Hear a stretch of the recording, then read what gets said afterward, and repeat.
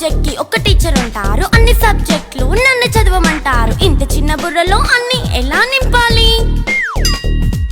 Class work, home work, fair notes అంటారు. Subject కి 3 books పెట్టి బ్యాగ్ నింపుతారు. ఇన్ఫాక్ట్ నా బరువు కన్నా నా బ్యాగ్ బరువే ఎక్కువ.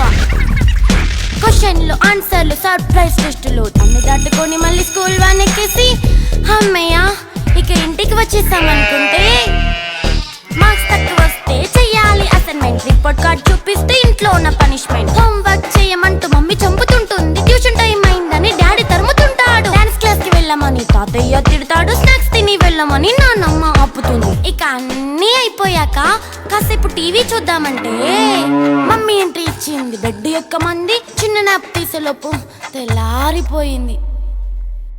అయ్యో మళ్ళీ మొదలు ఈ స్కూల్ కష్టాలు, ఇక మళ్ళీ మొదలు